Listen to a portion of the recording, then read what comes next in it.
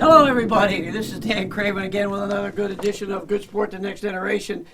And we have a platter full for you today. And, of course, we got our regular steadfast staff, no guests, because there just isn't any. I got to my left here, DJ, good to see you. Let me get my hands here. Good to be seen. Good to have you here, as usual. Duane Kohler, our outside connection. Yeah, good to see you. And I'm sure you'll have a plethora of stuff to talk to us. But we have all kinds of things to talk about. But first of all, you know, we usually have a pattern on sometimes local and then sometimes national. And then it all depends on where the dart lands when I throw it before I leave the house. We're going to start with national news first. I'm just saying that's about as organized as we get on that one. Anyways, we're going to start off right away. I just got a little bit of an update stuff. And right out of the chute, we're going to get right our teeth into the nitty-gritty. We're going to talk about for a couple things. Draft picks are going to come up here for the NFL. But I want to talk about, first of all, the AD thing going on down in Penn State. We all know Sandy Barber was stepping down. And for all you kids out there, if you don't have any idea what you want to do when you grow up, become a doctor of sports, sports management or whatever that might be. Because they just hired Dr. Pat Kraft, who has some tenure. Actually, his history is, he's a new AD, but his history is, I think he ended up playing as a walk-on linebacker at the University of Indiana. He was a Hoosier back in the day, and then he went on and got all his degrees, and he ended up at Temple and then had a stint at Boston College. But they just signed him to a 5-year deal at Penn State to replace Sandy Barber, and I just to start the ball rolling, I just got to read you some numbers. So have a seat.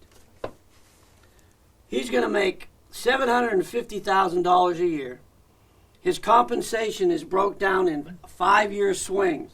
So this first year, when he signed his name on the line this year, they gave him an additional $500,000. So right out of the chute, he's $1.2 million.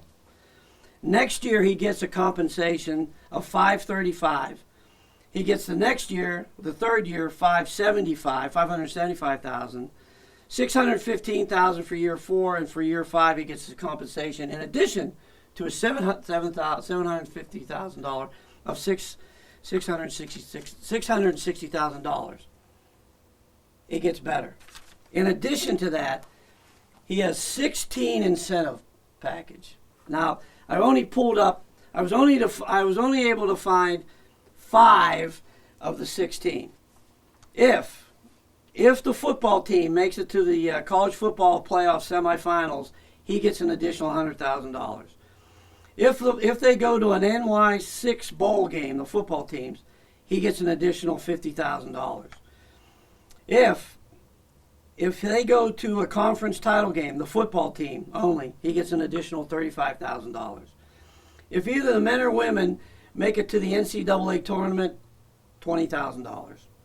Now, he gets an additional $25,000 if any other program in the school wins a national championship besides football and basketball. Now, I don't know about you, but I don't think he's worrying about gas money. Well, so is that why college bills are so high? I mean, I don't get it. I mean, I get it, and I don't get it. Yeah, that's a lot of money. It certainly is a lot of money. It is just, I mean, again, I don't want to say just the athletic director, but I mean, he's the athletic director, of a big school. Of a big school. I'm sure that this is probably fairly in line with all of the athletic directors of other big schools. Probably. I'm sure this is not like a earth-shattering deal by any means. I'm assuming. Again, I have no idea. That's the first time I've ever heard those kind of numbers, but that's a lot of money for one individual for sure.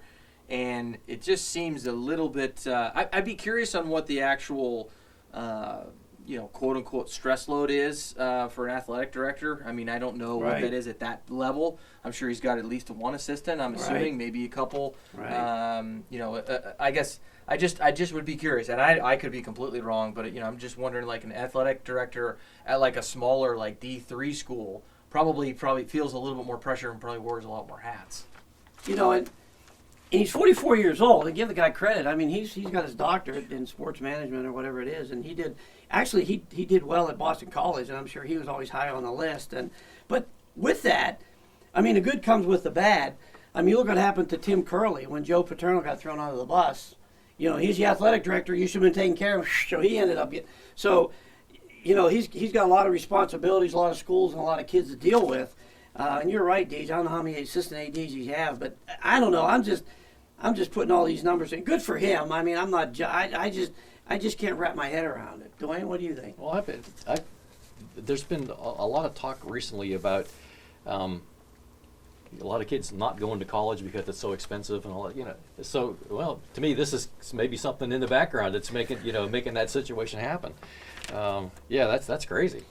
That's off the chart crazy to me. And I mean, I can find, you can Google anything. I didn't Google the entire Penn State's budget, but I hope, in my mind, I just hope some other program didn't get cut, or we don't have enough money for this program. You know what I'm saying? I mean, because can he not say? I mean, can he not like, okay, I'm gonna be a team guy and I'm gonna just take $500,000 for the whole 5 years? But that goes up, a pretty good percentage. Yeah, it's such a big thing. I guess I relate it to similar to like coaches, when you've got all these coaches, like at the big basketball schools and the big football schools, and it almost similarly to me seems like it's like a recruiting tool in some capacity. So these schools are willing to throw a bunch of money at it so that they can attract quote unquote bigger fish, and obviously that's probably what drove this whole thing. I'm sure this started a while ago. I gotta imagine that the AD, 50 years ago, that wasn't making this kind of money by any means, and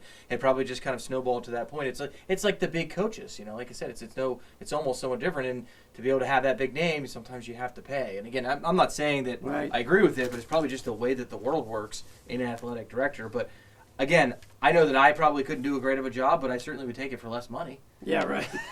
And maybe I'm twisting the facts, or maybe I'm not filling in all the facts, and obviously, you get what you read online there, But again, there's 16 incentives, and good for him. I personally hope he does a good job. The word's out, he's supposed to be, pretty decent. And I don't know, maybe one of those incentives is if you get some people to get drafted into the pros. I don't know, because your name could come up that way too. But so everything's doing well down in Happy Valley. And I guess I heard there was they got another. That Navarro guy, I guess, another wrestler coming back. So, I mean, that looks good for him, because what happens if they win another national? He won another national. Hey, it's another $25,000 in old Mr. Kraft book. Anyways, and then speaking about Penn State, we got the old list here that the NFL draft. Duane, let's start with you first. I know we just talked about Penn State. I will start with you. What's your feeling about the Steelers' number 1 pick?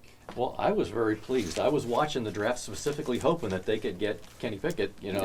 I remember hearing the talk about, his hands are real small. And Ben Roethlisberger, I shook hands with Ben Roethlisberger one time, and his hand swallowed my hand. Right. His hands are massive. Massive. He was like one of the only guys that he would throw like he was really going to throw, and everybody would look for the ball, and he wouldn't let go. Right. And they're talking about Kenny Pickett. His hands are real small. He shouldn't be a pro quarterback, whatever.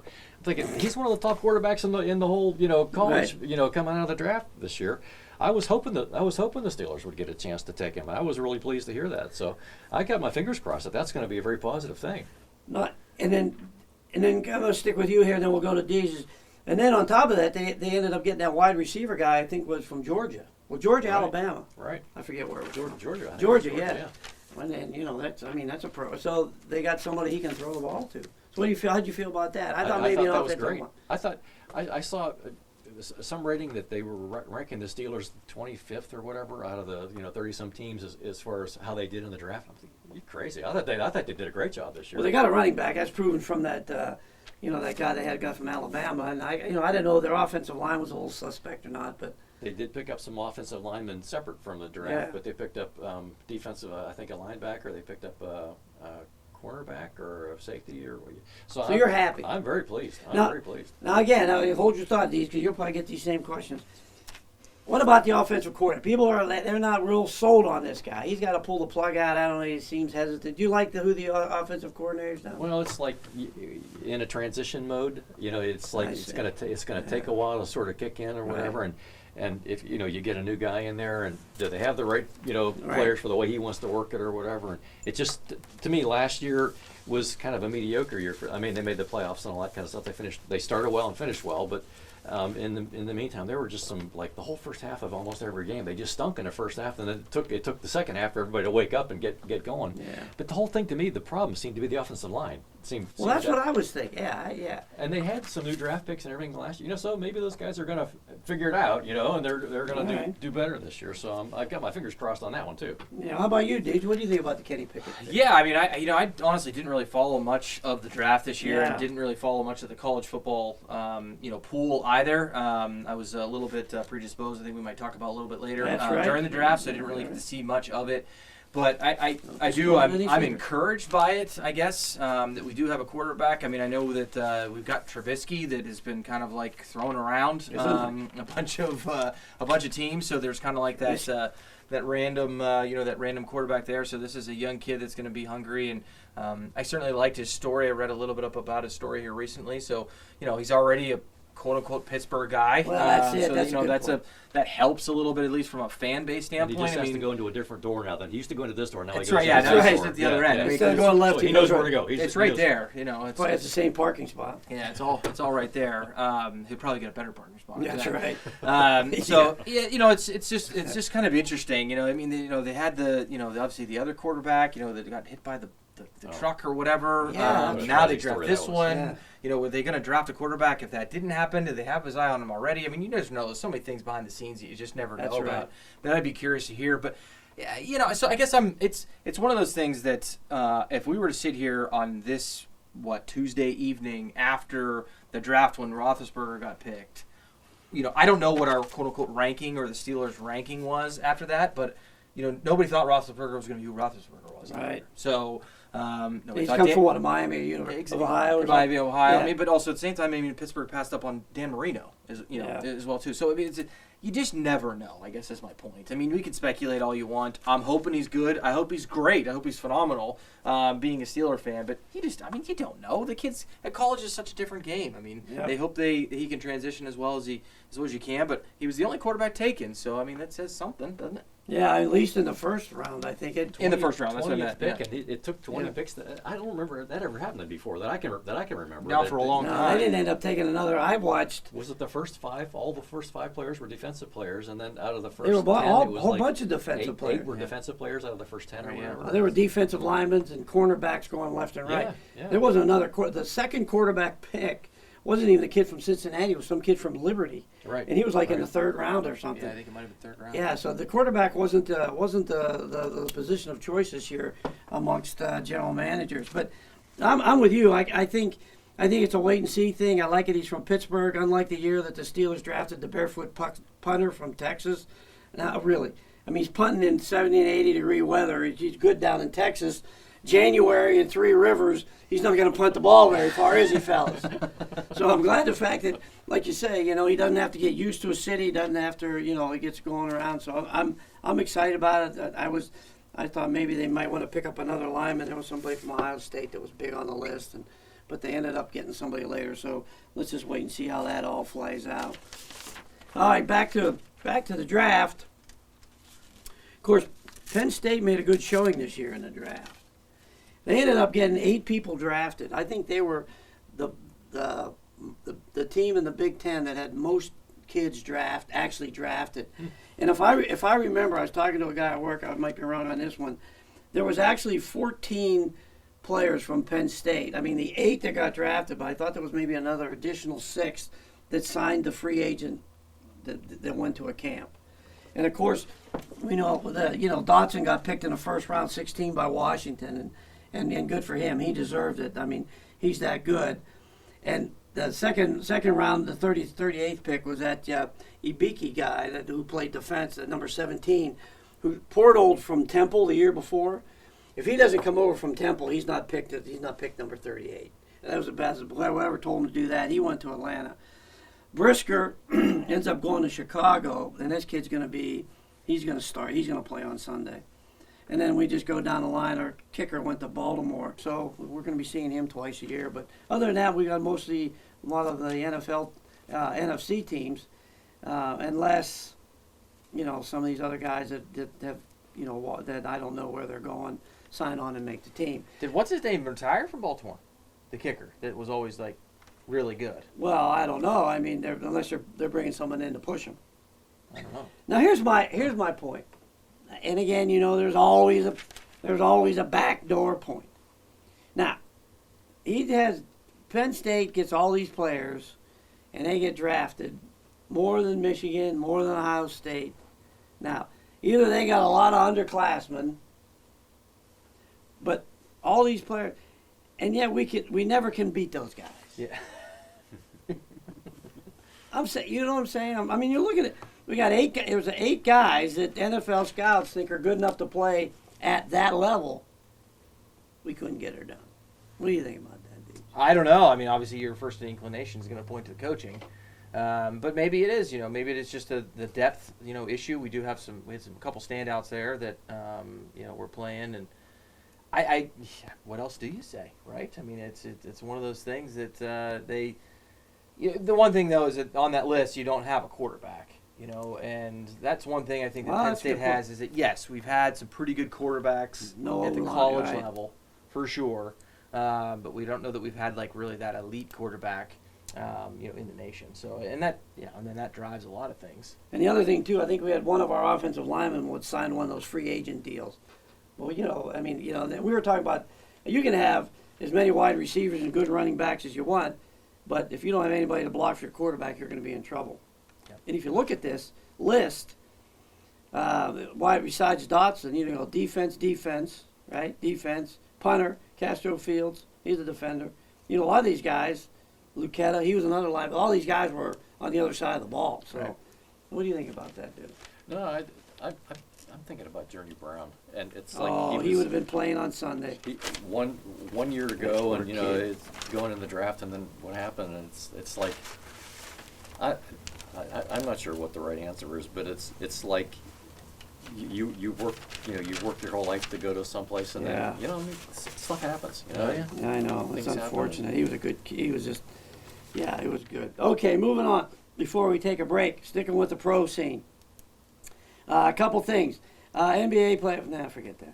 All right, NHL playoffs are starting. We had 4 games last night, and I got to tell you, there were some big scores. There was some big scores, some blowouts. Yeah. We know that Tampa Bay is going to have their hands full with Toronto by the looks of it, because they lost to Toronto last night. Boston's got to play Carolina. They're going to have their hands full. L.A. and Edmonton, that was a good game. That was 3-3 late into the third period, and L.A. scored and won. I got to tell you that, though, that what's his face? McDavid? Yeah. He's ridiculous. Yeah, he's pretty. He's got a supporting cat that he's got Brian Shaw. He's got a couple guys on his line, but I'll tell you when he's got that look in his eye, unbelievable. The kid's just freaking unbelievable. And then Minnesota, Fleury. He was last I knew they were 3-0. They lost to St. Louis.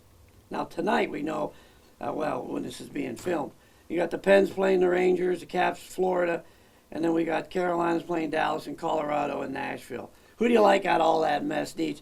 Give me who do you like? Who do you like? Yeah, I mean it's hard not to pick Carolina right now. I mean Carolina's playing really, really well. There's a couple of a lot of the Southern teams here this year have been playing pretty well. Obviously I'm pulling for Pittsburgh just because I'm a Penguins fan, but I don't know. You got that Carolina seems to be playing pretty well as a team. And obviously just Stalzy's on that team, and I don't know. If you had a gun to my head type of thing, I'd probably pick Carolina out of the East at this point. I don't really know a whole lot of the West. Really, you kind of mentioned that fire from McDavid. He's got that, because he just hasn't really gotten there yet. Colorado won the division, if you need to know that. Yeah, no, I knew, but that was gonna be my next one. Is that it's the same thing? If you had to pick one, it's gonna be Colorado, just because they're also tough to beat. So if I had to pick one out of each, I would say Colorado and Carolina. All right. Of course, I'm with you. I want the Pens, but I'll tell you what. I mean, the East is the tough draw. So they play Carolina, Florida, and New York. That's a tough little deal there. What do you think, Duke? I know that. Who do you like coming out of the East? Well, I focus on the Pens too. I think DJ's right about Carolina. Being. I was listening to a bunch of the analysts the other day, and for what I'm not sure why, but late in the season, Pittsburgh has just started to give up shots. They used to give up maybe 25, 30 shots a game. Now they're giving 50 shots a game. Yeah, and it's like eventually some of those are going to sneak into the goal. Yeah. And I'm not sure why that's happening. And it seems to be maybe they can get their hands around that and get rolling in the playoffs. I'm kind of looking forward to watching tonight's game and seeing if they're if they're going to be off to a good start or not. And it's like you listen to five analysts. Everybody's got a different approach. And it's like that's the one that made sense to me. It's like all of a sudden, why are you giving up twice as many shots as you used to give up? And so it's not that. And yes, the goalie's out with an injury, and he's going to be back at some point in time. But it's like it's more than that, because it's like this is not the goalie's fault that 50 shots are coming at him. I don't know. I don't know. So I'm focused on the Pens, and I'd like to see them turn things around here and because they were doing great in the second half of the season. They were doing great, and then here the last month, it's like just kind of they mailed it in. It's just like yeah. Yeah, they mailed it in. They clinched the playoffs, and then all of a sudden, it just seemed like they just kind of fell off. Just like okay, I'll sit down. We'll just sit down and wait now. Yeah. There are a lot of veterans on the Penguins, though. You look at the Penguins specifically. they've got a lot of veterans. I think they're only having 3 players out of the whole lineup are playing their first playoff game. So you look at there's a lot of cups up and down that lineup. Some even not with Pittsburgh.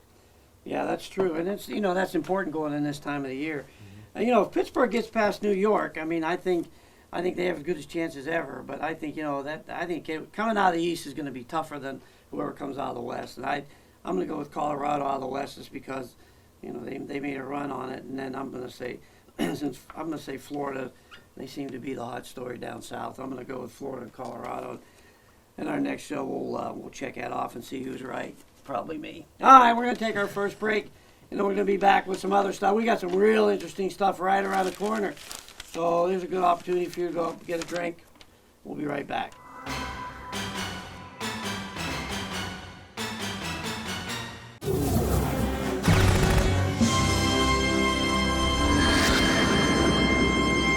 Hey, welcome back to the second half of Good Sports and Next Generation here with Dan Craven, Duane on my right. Kohler, good to have you. And, of course, DJ is going to be on my left, and we're going to be talking about some local stuff now. And I'm sure both of you guys have some interesting things to talk about. But first and foremost, I think we want to talk about a local fellow that came out of Cache High School, Henry Litwin. I hope I'm saying his name right. But here's a guy that played at Cache and ended up going down and played Slippery Rock. And the way I understood it, he was a walk-on down there. And he ended up breaking like all the wide receiver records down at Slippery Rock at Division II, and ended up able to sign a free agent contract with the Chicago Bears, which I think is, of course we had a lot of other, many other kids got drafted from around here. I know one that sticks on my mind is, Ryan Smart got drafted by the New Jersey Devils when he was playing at Cornell. But when in your travels at all, I think it was back. I saw some clip on him. He was playing high school back in 2015, which makes sense. A couple years in college. But did you get a chance to run into him, film him, or watch any games with him? I don't know that I ever filmed him, but I did see him play one game, and he was quite the player. He was very, very good. Yeah. And I'm not surprised that he's made it that far, made it to the NFL. I'm not surprised at all. And I bet he'll do pretty well. He seemed to really be. It's like he's just sturdy, He could take a hit, and all that. Good for him. Yeah. What do you think, Deej? You played. Yeah, you guys. I'm 215, but that's anyways. I just heard of him because somebody was talking about him at work, and I figured I better look this guy up, and I'm sure it was in the paper. I don't get a chance to see the paper much anymore, but yeah, it's pretty cool just to kind of see somebody local like that be able to make it to, just to make it to a camp. I mean, let alone break a bunch of records at a, a D2 school here halfway local on Western Pennsylvania, and it's pretty cool to see him, just get an opportunity. I think that there's been a couple other kids out of Erie that have made some rosters. Right. There was that one kid from Prep that played for whoever that was, Indianapolis maybe forever, and then he was a D-back, and then there was a couple kids I think from Erie even more recently. Oh right, yeah, right. That have made it. I think there was somebody actually that got drafted in this draft, somebody from Erie. So, but nonetheless, obviously Cash being even right down the road here and even closer for us, and certainly really cool. It's just one of those things that it's really interesting to.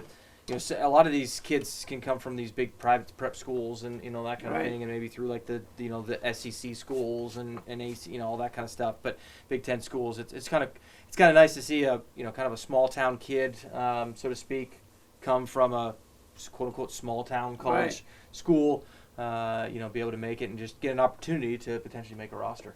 Yeah, we were talking before the show. That took me forever to try to think of the kid's name, but that Cooper Kupp, that kid that played for the LA Rams and won the Super Bowl, apparently, if I remember his story. Super Bowl MVP. Yeah, he was a walk-on in college, I think. Oh wow. And then from there he got drafted, and then but it just goes to show you, whatever your dreams are, I mean, you just, what was that little kid that they made a movie out of, played it, a little guy who played at Notre Dame. Little running Rudy. Right. Rudy. So, I mean, the sky's the limit, Don't let anything hold you down. So, there's how you have it. All right, let's get to some other local stuff, and then we got something here to figure at the end. But, DJ, let's talk about what you've been up to lately. Okay. I want to hear it all. I'm assuming from last weekend. Oh, the fans are eager. I'm sure they are. The pins and needles, DJ. So, I was somewhat convinced, somewhat intrigued. I signed up for the Smoky Mountain Relay that was this past weekend, and basically what it is it's a relay race through the Smoky Mountains. It's 208 miles, and you do it in less than 36 hours, or you have to do it in less than 36 hours. So it's a lot of elevation change through the course. It is a relay race, so you can sign up from anywhere from 6 to 12 team members.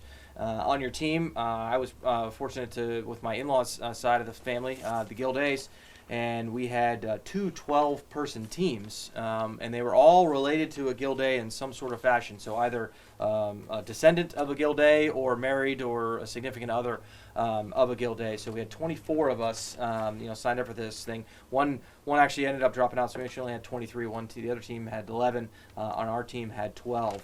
And it was terribly awesome is how I've been describing it, because it was awesome. It was great to do it, the camaraderie, the kind of, we all completed it. No, we didn't win the thing, but our winning was just getting across the finish line and having a cold drink. So it was terrible from the standpoint it was really, really difficult. It was through the Smoky Mountains, and it was everything that you would think it would be in the Smoky Mountains, where if you weren't going up, you were going down. There was no flats in any things at all. Their rolling hills were multiple hundreds of feet up and down in elevation change, and sometimes going down is almost the hardest thing. Yeah, it was. I mean, for me, I had a little bit of some hamstring things going on, so actually down was a lot more difficult for me. I actually preferred the uphill because I could use these quads and backsides that Mama and Dada gave me, so to speak. So it was a little bit easier for me, but it was a great time. It was a lot of fun. There was over 40 teams in this thing, so you got to roughly average 400 people.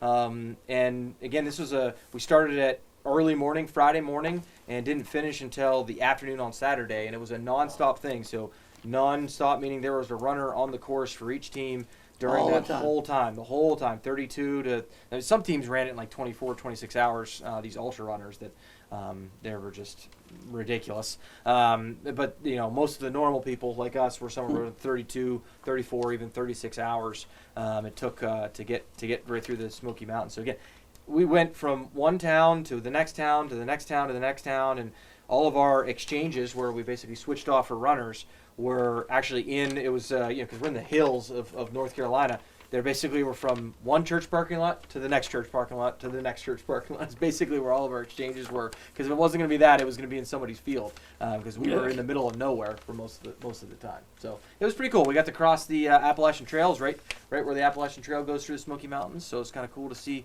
some of that. And so There's headlamps involved, right? Oh yeah, headlamps. Like I said, we went through the whole night. We started 5 o'clock in the morning, so there's some headlamps to get going on until the sun came up. And then we got everybody got to run at night at least once in some sort of capacity. And I keep saying we were lit up like a Christmas tree because we were on a 2-lane road with no berm and there was no ditch. There was just kind of a general fall off on most of the sides of the road because again we were up in the mountains. So it was a very unique and interesting experience. Now, did they have support? Like I know a lot of times you do some of these bike rides and rides. There's water or some or Gatorade or peanut butter. No support. No support in that regard at all. You got to take it with you. You got to take it with you. If you wanted something, you got to take it with you. You could get some support on most of the legs from your own van. Your van could come in and you could stop and take a break and get some rest or get some water or get some food or something. But typically most of the runners that needed that had that with them. A lot of people had like camelbacks on. Some people had like the belts on with the water bottle in them. Some people actually carried their water like in their hand. They make a little strap on the water bottles are pre-made. For that. So yeah, it's really just you and the other runners on the course. And depending on which leg you ran, my legs, I only saw at a total of my 3 different legs, which the first one was 7.3, the next one was 5.4, and the next one was 6.6.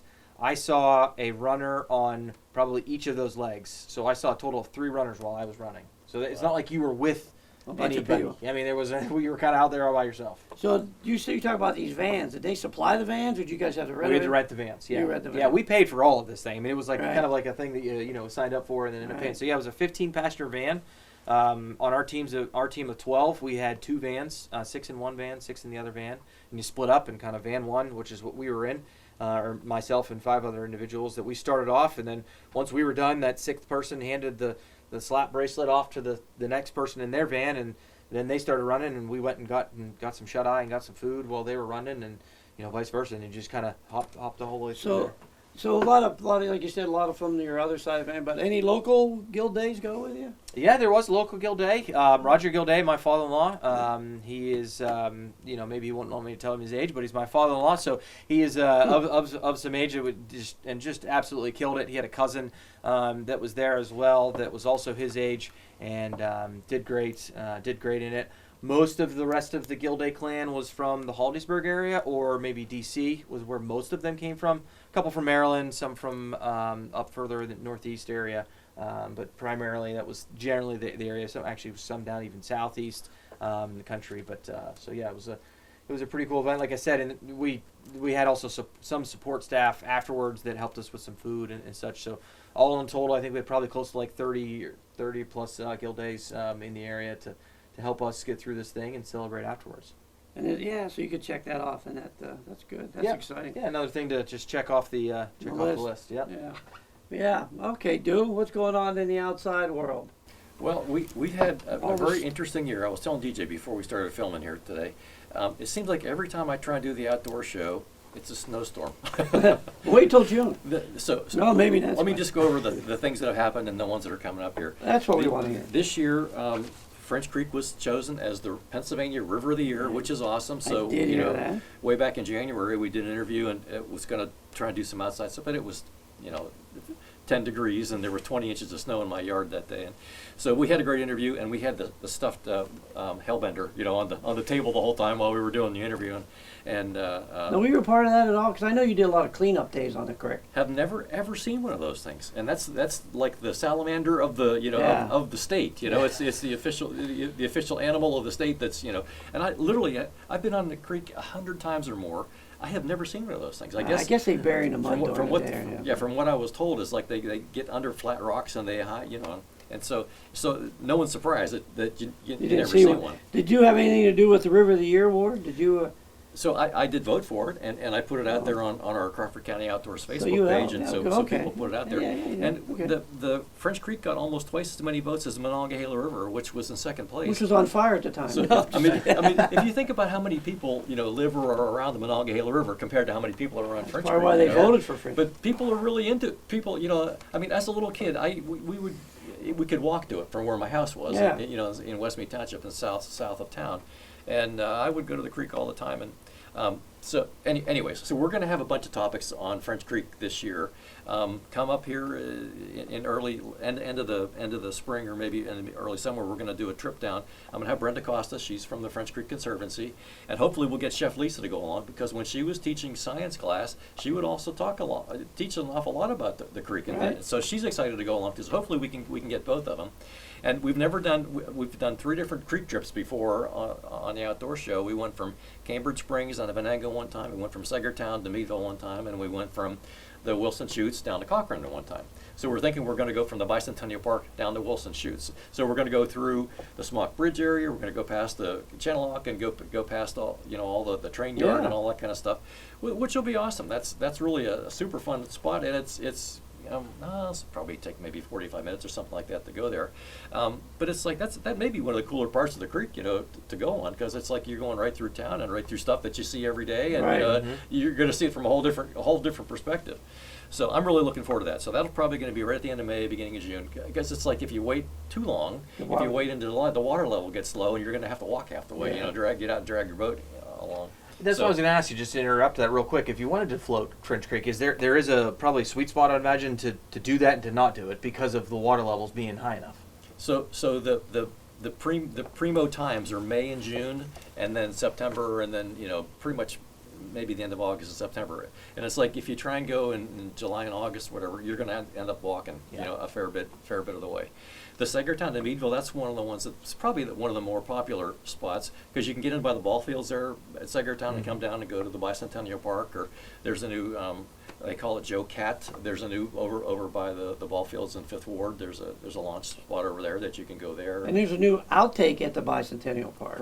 Correct. Yep. Yeah. So, anyways, looking forward to that one. That's good. That's supposed to be nice. We had an awesome veterans hunt show back in February. Oh, I heard about that one. And the day we go, it's 14 degrees and 40-mile-an-hour wind. And I saw the video. I was gonna put cameras on a bunch of the veterans or whatever, and I was gonna do the lid cam cameras like that we use a lot. Everybody came with hats pulled down, and nobody had anything to put a camera on. So the only camera was me. So but it was still a lot of fun. And you saw my dogs work, and they were having a great time. Regardless of the weather. They don't care. They don't care what No. the weather is. Yeah, and it's like when it was frozen like that, they could run out and retrieve the bird that dropped on the frozen pond. And they Just were didn't have to swim thrilled anywhere. with that. So that's so awesome. That's so rewarding to see the veterans guys to get out there that they end up missing hunting season and missing their families and everything else for a year at a time or whatever. Whenever they're going to Afghanistan or all the other kind of things. The group I was with, a lot of them were Korean War veterans. They were more senior guys. There were some Vietnam guys in the group that I was in. But they did a super job, knocked the birds down, and you guys know my dog Butch. It's like if the bird gets one pellet on it and it hits the ground, Butch is going to find that bird and bring it back. He's like that's his thing. I mean, he's just his energy level is just off the chart, and you could see that on the show. Okay, so we did another. They call it the French Creek, the Cuswago Creek Meander. There was a donation of property that was to the French Creek Conservancy, and we walked and of course that day another big snowstorm and wind blowing 40 miles an hour. So it was very hard to hear the people talking, but it did work out. And so there'll be more of those kind of things coming along. But it was interesting, where the Cuswago Creek. I didn't realize this, but it's 10% of the water in French Creek comes from the Cuswago. I never realized that. I didn't know Yeah. that. But I know it kind of winds. And everybody's seen it, and it kind of winds around all through people's backyards or whatever. We were over on what's the name of that road that goes down by the ball fields there? And Lincoln Avenue. No. Fifth Ward. Where you get to Lincoln Avenue at the end, and you turn left. What's the name of that road? I thought that was, anyways, okay, I know what you mean. But Fifth thing, Castelvolga right? just kind of winds all back and forth, and the edge of this property was just Yeah. this like not a straight line. It was very interesting. So that was very very good. So we've got a program that's coming up soon, where we mounted a deer skull, and so I'm gonna let that one people see that on the show, because that one was really a blast. A friend, his son was out shed hunting, and picked up the whole head, not just the shed. When you pick up the shed, that's fine, whatever. When you get the whole head, you have to go to the game commission and pay a fee to keep it, or else they take it from you, which they did. And so we cleaned up. So instead of having a fancy mountain with all the skin and everything on, this one's going to be a skull mount. So that's actually, that was really cool. I'd done several of those before, so I was dying to find one to do. I had a real crappy head to do this year, and I was like, should I do that for the show, or should So whatever. these are deers that got shot that nobody found them. Well, I think this one was hit by a car. I think because it was way back in the woods, and it apparently had been there for a while because the skin was kind of decaying. And so the whole thing was, how do you get the skin off? How do you get the thing to look kind of white, and all that kind of stuff. And so that's fun. That's going to be coming up next. And one other one that we just finished up last week, the Conneaut Lake Historical Society had a guest from the Pymatuming Lake, and we had a history topic.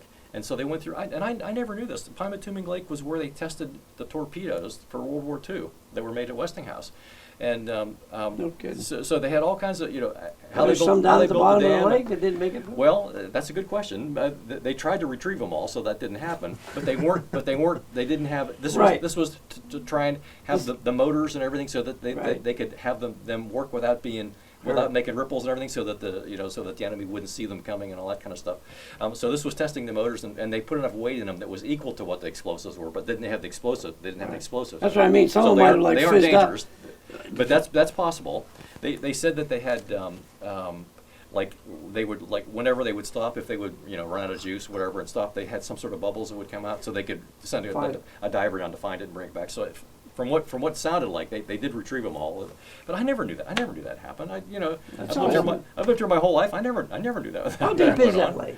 It's only 18 feet deep. So it's not really that deep. In the big scheme of things. Yeah. I mean, Roger's been down Alpha. He's him and Ziggy. Yeah. But that's not that deep if you're a diver, I guess. So No. I asked the lady whenever she was, had thrown it out there, open question. It's like, does the depth of the lake, does that attract certain kind of fish? Right. Because they have the big walleye tournament out there. I think they have a crappie tournament out there or whatever. Now, You mean it's a bad tournament? No, well, and no, I if you go to Lake Erie, it's steelhead, and like if you go to Conneaut Lake, it's bass. The bass tournament there. Yeah, If you go right. to Canandaigua Lake, it's musky, whatever. They And work so on Canandaigua and Conneaut are work on deep, the and techniques. and Pymatuming is sort of shallow, but not totally shallow, but sort of shallow. I never knew. I thought it was deeper than that. So I mean, I'm supposed to watch the show and hear her answer to that question, because that is interesting, because it's like the different waterways. Pymatuming is the largest lake in Pennsylvania, which I don't know that folks know that, but here it is in Crawford County. Yeah. Covers like about 2/3 of the western border of Crawford County, and even though a little bit's in Ohio, still it's the largest water. It's the largest water thing in Pennsylvania. So. How deep's Woodcock?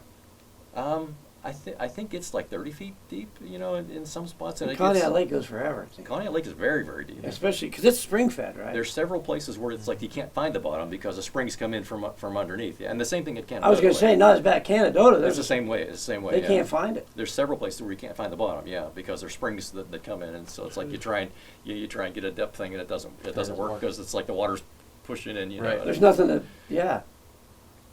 So There's a lot of good. bunch of interesting topics, and it's like I hope that when I did the Pymatuming history thing, a big snowstorm that day, So I hope we're done with that. No more snowstorms here that are going to interrupt our outdoor show. Because I'm looking forward. There's probably going to be several more French Creek related things since we got the River of the Year, and there's going to be all kinds of stuff going on this year. So we're going to have more topics with that later on. So I'm really looking forward to all that. All right. So how much time we have, Kevin? We got some time left.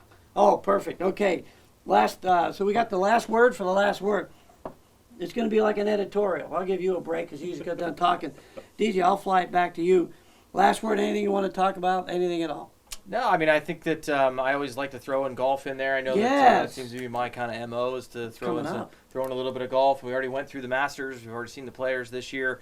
So we've got a couple majors coming up. It's just kind of nice to have that kind of maybe back into the routine since we've been kind of off the last couple of years with COVID and things. So really good to see that. Obviously, the infamous Tiger Woods came back, had an unbelievable first round in the Masters.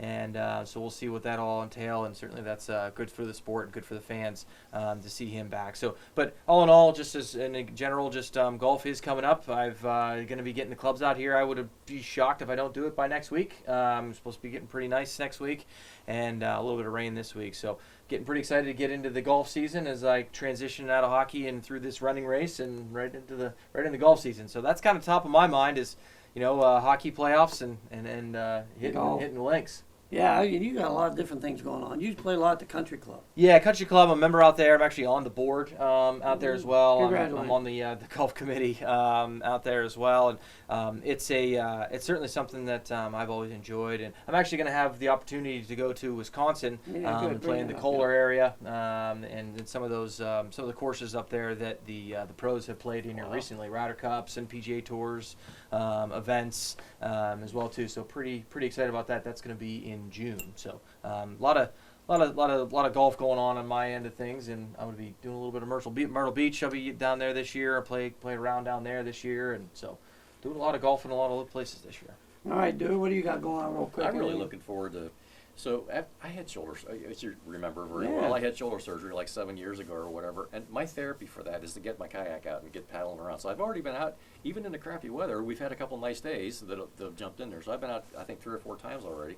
And I just went up today to pick up, our motorboat, our pontoon boat out, and I got the other kayaks out. So we'll have them kind of spaced out so I can get my therapy. I can get my therapy. Get my shoulder back in shape here. All right. Well, I'll tell you what. I'm touching on. Everybody's talking about outdoor stuff. Duane just went on it for a while, which was very good and informative as always. And DJ's talking about he's going to do his outdoor stuff in golf. And of course, when I'm not, playing hockey, I haven't fished in a long time. I dabble. But my other summer type activity is I like to ride my bicycle, a road bike, my 10-speed or whatever it is.